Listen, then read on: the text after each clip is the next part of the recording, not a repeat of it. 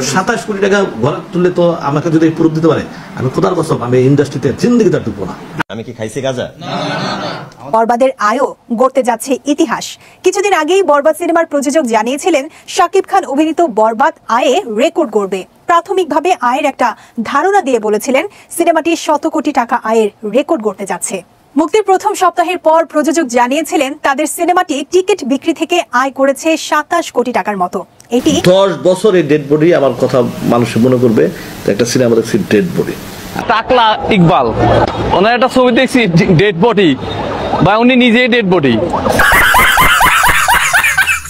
শাকিব খানের যত ভক্ত আছে সব চলে আসে সেন্সর বোর্ডে। আমি তো সারা ভয় পেয়ে গেছিলাম, সারা বাংলাদেশে ছুটে এলে তো পরে 2-3 লাখ লোক চলে আসে। পরের দিন দেখলাম 12 জন, আর আমি ইকবাল ডাক দিলে তো 12,000 লোক এমডিসিতে 1 সেকেন্ডে গেট থেকে নিয়ে জন্নাইস পড়ে হাজার হাজার পর্যন্ত আমার এক ডাকে চলে আসে।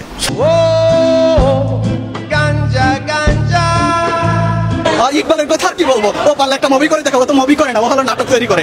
15 কোটি টাকা খরচ হয়েছে। এত বড় বাজেটের ছবি আমাদের দেশে হয়তোবা মানে হয়ই না বলতে গেলে।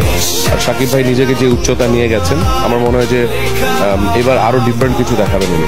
এগুলা নকল ছবি, এগুলা আপনার রিলিজের পরে আপনারা দেখতে পারবেন, আপনারা নিজেরাই বলবেন যে ছবিতে আমরা এটা দেখছি ওটা দেখছি। পরিচালক ইকবালের তো মেন্টেল, ওটা তো মেন্টর, ওটা তো বাংলাদেশে আমার মনে হয় আরে আওয়ামী লীগ যে তারাইছে এইভাবে আরো তারান দরকার। কি আরে বলুন কি আওয়ামী লীগ যে তারাইছে এইভাবে আরো তারান দরকার। ওই ব্যাটার তো 10 লক্ষ টাকা হিরো সিনেমা হলে সিনেপ্লেক্স দেওয়ার যোগ্যতা নাই।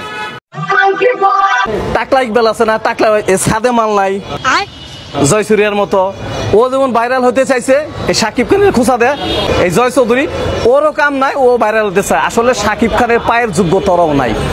এরা ফিল্মে ভালো চায় না, খারাপ চায়, একবার শৈল জ্বলে। আসলে এরা ফিল্মের খারাপ চায়, নাহলে বরবাদ একটা সিনেমার এই কথা বলে ওরা আসলেই খারাপ দুইটা। তুমি ঠিক বলেছো।